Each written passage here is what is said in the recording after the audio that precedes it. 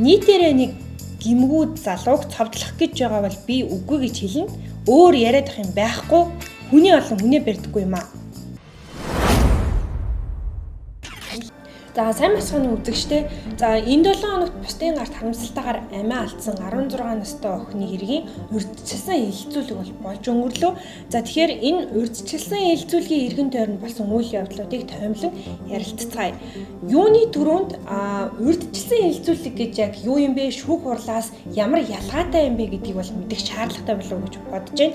За тэгэхээр энэ урьдчилсан аливаа хэргийн урьдчилсан хилцүүлгээр яг юуг шийдвэрлэдэг вэ гэхээр яллагдагчийн гимбуруугийн асуудлыг бол огт хилцдэггүй. За энэ хэргийг шүүхэд шилжүүлэх үү? За аль эсвэл нотлох баримтыг бүрэн гүйцэд хангах хүрээнд хэргийг прокурорт буцаах уу гэдгийг бол хилцдэг. За ийм бол ач холбогдолтой байгаа юм. За үүнийг бол шүүхийн ажилтны ярилцлагаас ч гэсэн тодорхой харж байна. Яхан дүргийн эрүүгийн хэргийн анхан шатны тойр 15 цагаас эхэллээ. За үүнтэй холбоо. За урьдчилсан хилцүүлгийн эхлэл болон төгсгөл хэсэг олон нийтэд нээлттэй явсан. Хотоогоор тушуугийн тамгын газрын олон нийтийн харилцах мэргэжилтэн Мигмаржов миний бие товч мэдээлэл олгох гэсэн юм аа. За уг урьдчилсан хилцүүлэг нь яллагдагч нарын гин буруугийн асуудал болон эрүүгийн хариуцлага хүлээлгтэй холбоотой асуудлыг хянан хэлэлцэхгүй уг урьдчилсан Тийм. Ерөнхийдөө бол зарим мэдээллүүдээр шүүх хурал гэсэн агуулгатаар явагдсан. Гэвч энэ бол шүүх хурал, яг гимбуруугийн шүүх хурал огт биш. За энэ урьдчилсан хилцүүлгээр зүгээр шүүхэд энэ хэргийг шилжүүлэх юм уу эсвэл прокурорт буцаах юм уу гэдгийг л хэлцдэг юм ач холбогдолтой байна. Хилцүүлгээр яллагдагч нарыг шүүхэд шилжүүлэх үү эсвэл прокурорт буцаах уу гэдэг асуудал хэлэлцэгдэнэ. За харин урьдчилсан хилцүүлгээр яг юу болов гэвэл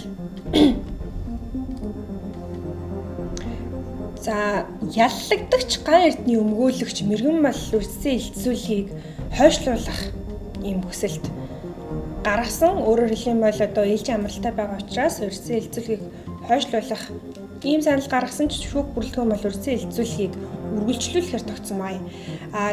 Яг үүний дараагаас өмгөөлөгч мэргэний өөрийнхөө Facebook хуудас дээр нийтлсэн нэг пост бол маш олон хүний анхаарлыг татсан.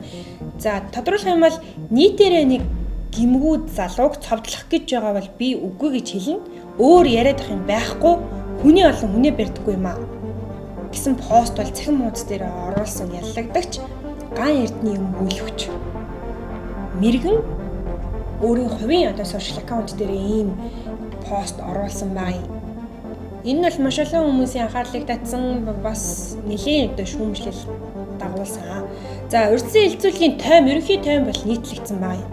За тэгээ яллагдагч давг доржийг бол прокурор хэд хэдэн зүйл ангиар яллагдагчаар татсан. Тодруулах юм бол 2024 онд 2 удаагийн үйлдэлээр хүнийг алах, занал хийх, заллих гэмт хэргийг байнга үйлдэж амьдралын их үүсвэр болгосон буюу заллих гэмт хэргийг өндрүүлэх нөхцөлд үйлдсэн 16 наснд хүрээгүй хүнтэй бэлгийн харьцаанд орсон эд хөрөнгө устгах гэмтэх гэмт хэрэгт тус яллагдагчаар татсан байнамаа. За харин номын эрдэнэ ган эрдэнэ нарын тухайд хүнийг алах гэмт хэрэгт хамжигчаар оролцсон гэж яллагдагчаар татсан. Өөрөөр хэлэх юм бол цахим орчинд түгсэн тухайн зураг дээр байгаа.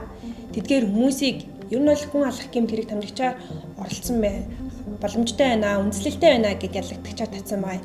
Ер нь хамжигч гэдгийг юу гэж ойлгох вэ гэхээр аливаа төрлийн гэмт хэрэгт ямар нэгэн байдлаар тусламж үзүүлсэн, дэмжлэг үзүүлсэн тэр хүнийг бол хэлж байгаа.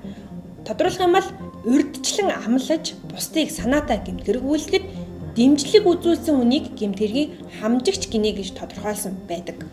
За тэгээ энэ хамжигчид яг ямар ял оногдуулдаг вэ гэхээр гэмт хэрэг үйлдэхэд гүйцэтгсэн үүрэг үйлдэлийн шин чанарыг харгалзаад энэ үйл тухайн гэмт хэрэгт оногдуулахаар заасан ялын төрөл хэмжээний дотор гүйцэтгэгчд буюу тухайн гэмт хэргийг үйлдсэн этгээдэд оногдуулах ялаас ихгүй ялыг бол оногдуулдаг гэсэн үг. За ялагдагч давд доржийн хувьд бол хэргийг шүүхэд шилжүүлж өгнө үү гэсэн бол тайлбарыг гаргасан. За тэгээд энэ хэргийн гимбуруугийн шүүх хурал бол эх 7 хоног буюу энэ сарын 22-ны өдөр товлогдсон байгаа юм. Энэ 7 хоногт бол нөлөө бүхий айлын хүүхдүүдийн хэрэг гэж нэрлэгдээд байгаа. хэргийн бол шүүх хурлал хойшлогдсон байгаа. За тухайн иргэний яллагдагч нарын нэг санжаач хойблын өмгөөлөгчөөр бол мөн мэрэгэн өмгөөлөгч бол оролцож байгаа. За ээлж амралтай байгаад бол бас хойшлуулж өгөөч гэсэн хүсэлтийг гаргасан байсан. За ямар ч тач бидний өнөөдөр яриад байгаа хэрэг буюу 16 болон 32 настай эмэгтэйг онц хэрцгийгээр хөнөөсөн давдагч нарын 4 хүнд холбогдох хэргийн Гэмбуруугийн шүүх хурал бол эх 7 хоногт ямар тач болохоор бол товлогдсон. За тэгэхээр энэ хэрэг шударгаар шийдвэрлэгдэх эсхийг анхааралтай ажиглах үлдэж байна.